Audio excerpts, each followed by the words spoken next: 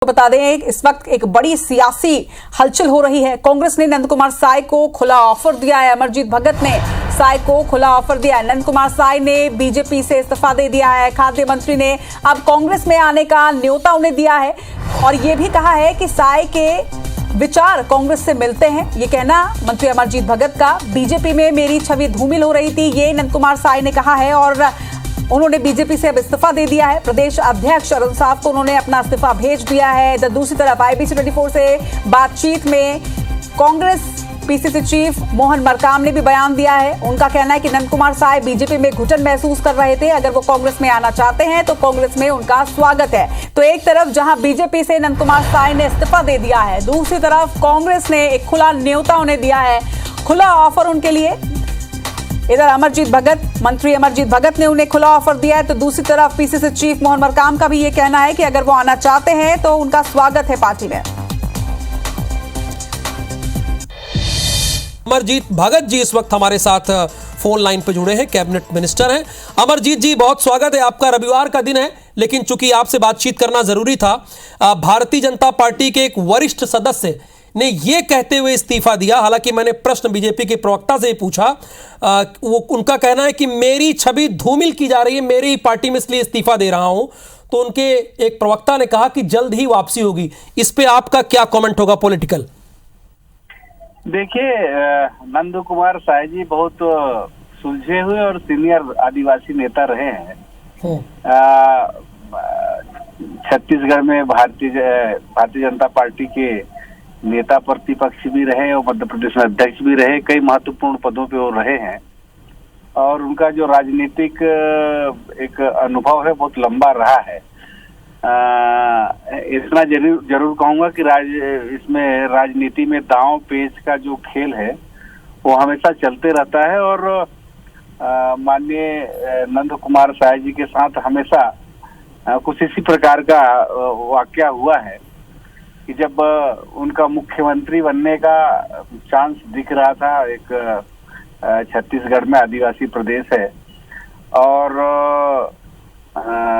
माननीय स्वर्गीय जोगी जी जब मुख्यमंत्री थे तो उनके खिलाफ उनको लड़ा करके उनको राजनीतिक रूप से एक बड़ा झटका लोगों ने दिया। दूसरा, जब मौका आया तब उनके साथ कुछ इसी प्रकार का वाकया हुआ। तो मैं तो पहले भी कहते रहा हूं कि भारतीय जनता पार्टी में आदिवासी नेताओं का कोई महत्व नहीं है, कोई इम्पोर्टेंस नहीं है और वो आज देखने को मिल रहा है नंद कुमार साय जी के इस्तीफे से।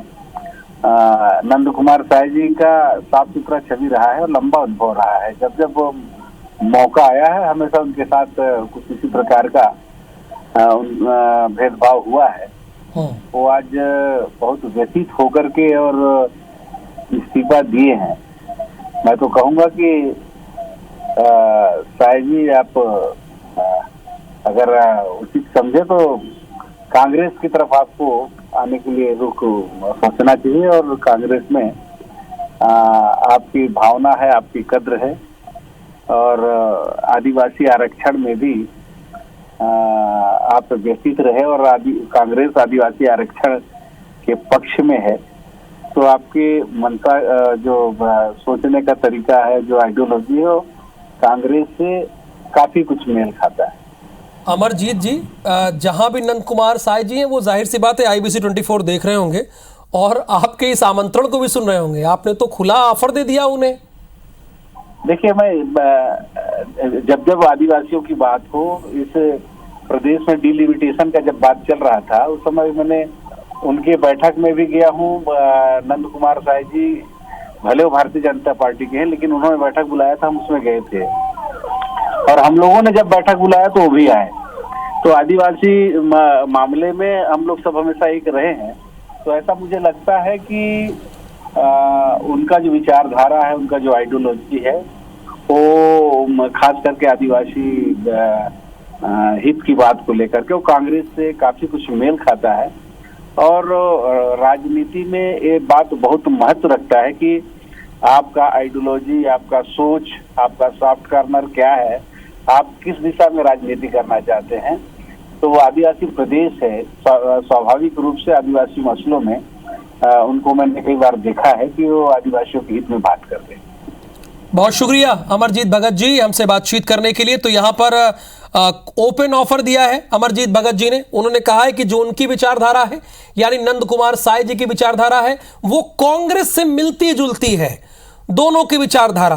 तो उनका सम्मान अगर कहीं होगा तो वो कांग्रेस पार्टी में ही सम्मान होगा। लेकिन बीजेपी ने भी कहा है कि हम जल्द ही इन्हें मना लेंगे, तो कांग्रेस ने ऑफर भी दे दिया है। इसका विरोध करता था कि भाई यहाँ पर कार्यकर्ताओं की भी सुनी जानी चाहिए, उनके हिसाब से भी काम होना चाहिए, ब्यूरोक्रेट्स तो करें ही। तो इस बात को मैं कहूँ नहीं, ऐसा करके हमेशा छत्तीसगढ़ से मुझे बाहर रखा जाता था ताकि हम इन सारी बातों को कह न पाए, देख न पाए।